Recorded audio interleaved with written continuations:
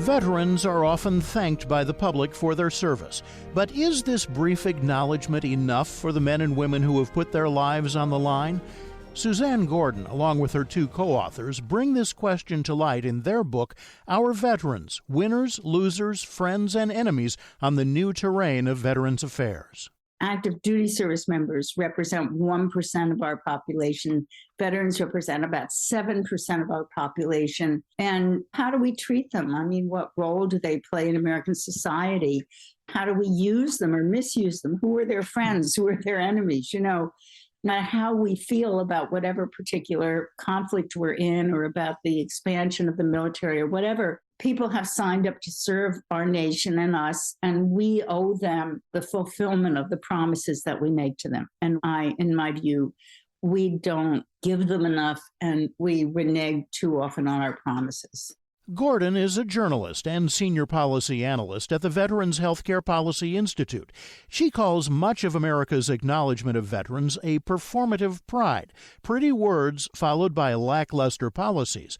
Gordon says that the military is also at fault. Even folks who never leave the United States and, fire a gun on foreign shores are unnecessarily put in harm's way by, moldy housing on military bases or predatory lenders that are allowed on Navy ships and on the outskirts of military bases, making debt a big problem.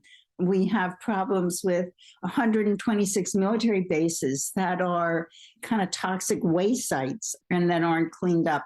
In 2018, these contaminated bases were linked to causing cancer and birth defects.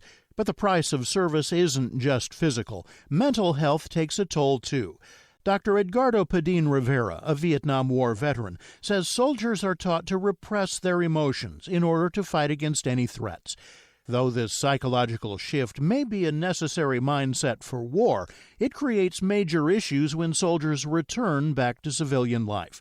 During his time in Vietnam, Padin Rivera says there weren't nearly enough psychiatrists, mostly because no one had thought about the lasting effects of being in combat. At the time, that stress, that trauma that we saw as a result of war, it was believed that it would go away once the soldiers came home back to their civilian lives.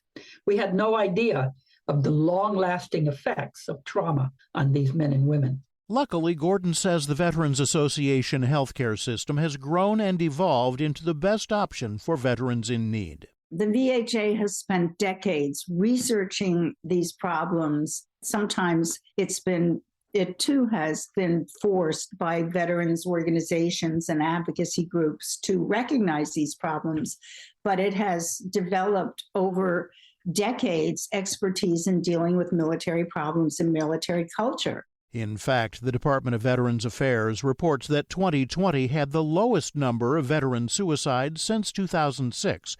Gordon says that VA healthcare is the best option. However, it's not a possibility for everyone. Most Americans think every vet can go to the VA. That's not true. You have to have the right discharge status. 600,000 folks since 1980 have been given these bad paper discharges that deny them access to veterans health care. And these are folks with very high risk for suicide. So that's unconscionable, could be stopped tomorrow. Congress refuses to deal with it. Another piece of red tape is that veterans must have documentation that connects their disability to their time in service. So if you don't have a paper trail for that sprained knee that you got when you jumped out of a helicopter when you were 18 and now suddenly is bothering you, when you're 50, you're out of luck. A main issue that keeps veterans from care, which Gordon previously mentioned, are dishonorable discharges. These can be given for numerous reasons, but she says all too often they're given to soldiers who report instances of sexual assault. Some of these people, when they report military sexual trauma, are actually kind of kicked out of the Army with a discharge status that makes it impossible to access the GI Bill and help from the Veterans Health Administration, which is the one institution in our country that understands this problem. The confidential 2021 Department of Defense report estimates that more than 35,000 active duty service members experienced unwanted sexual contact, an increase from the 2018 survey.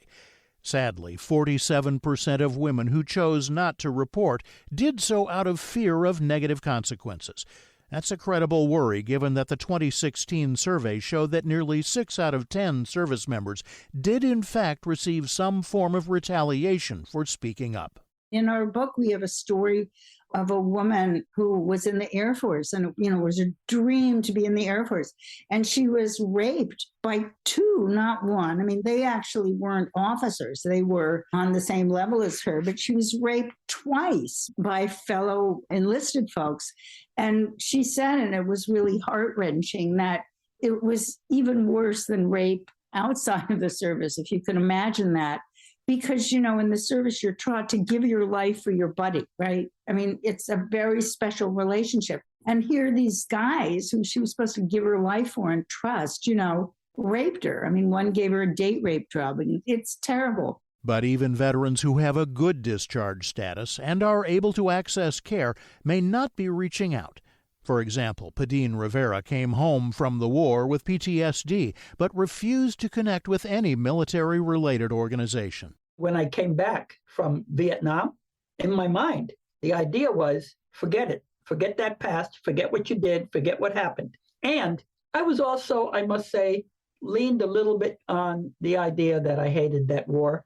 I wanted nothing to do with the military or the VA or anything else. One of the first things that I did was I threw all my military medals, my gear, my uniforms, everything into the Dipsy dumpster and just walked away from it, thinking I'll never have anything to do with the military ever again. So he maneuvered through his 20s, trying to live up to the standards that had been set for soldiers coming back from war. Get married, get a job, and forget about the past. As you can imagine, it wasn't that simple. Padine Rivera had no physical wounds to show for his time spent at war, but his mind had become a 24-hour battlefield. Everybody thinks, well, he's got his hands, he's got his legs, he's got his head, he's looking good, he'll be all right. Go on, go to college, which I tried to do and couldn't for a long time. Go to college, get married, have kids, get a job, you'll be fine. Well, we couldn't do it. I couldn't do it. Many of us couldn't do it. And so we fell into substance abuse was a good way to kill the memories, to stop the pain. Sadly, the PTSD symptoms persisted, and the only thing his addiction accomplished was ruining his marriage. I tell people my 20s were probably horrible, but I don't remember them, so I don't know. I was like so drugged out and so crazy during that time. I ended up using every kind of drug possible. I ended up in jail. I just had a terrible 20s. Padine Rivera felt lonely and isolated from the rest of society. His confusion and anger lasted for the better part of a decade. Finally, he decided it was time to change. How did I come out of it?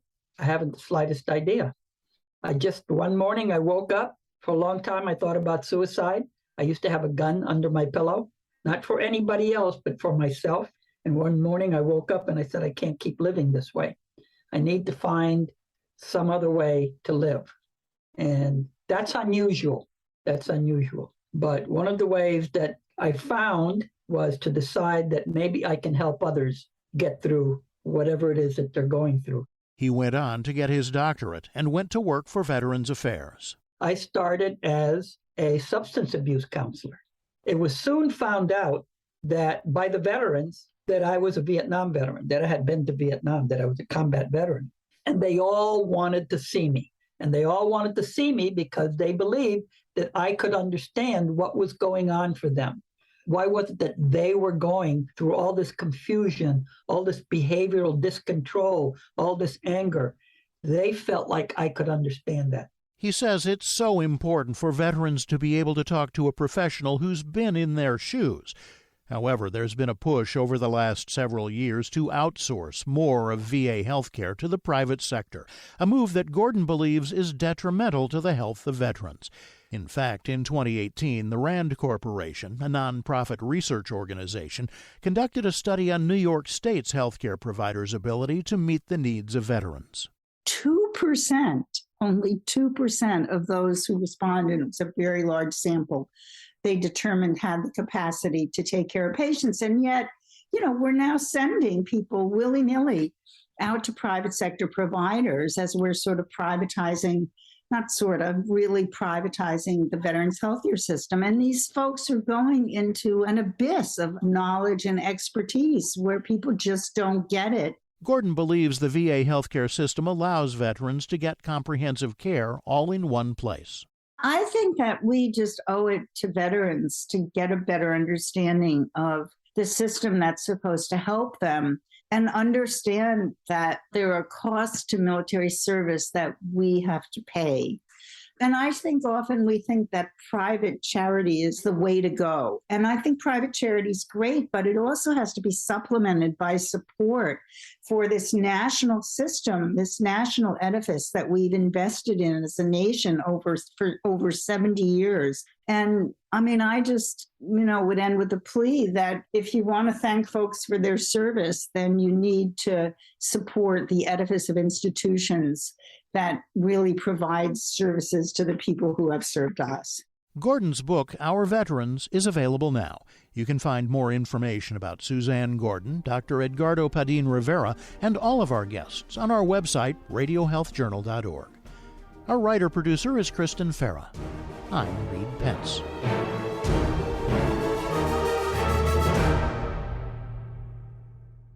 Coming up next week on Radio Health Journal. These are conditions that are predictable and they're preventable, or they're at least forecastable and reducible by really paying attention to those incredible host defenses located in your gut. Why you should trust your gut. Then how can you convince an addict to get help before it's too late? I had people out to kill me. I had people blew my car up in front of my parents' house. I was at the point where if I didn't leave to go someplace for help, I would have been killed. All that and more on Radio Health Journal. I'm Nancy Benson, host of Radio Health Journal.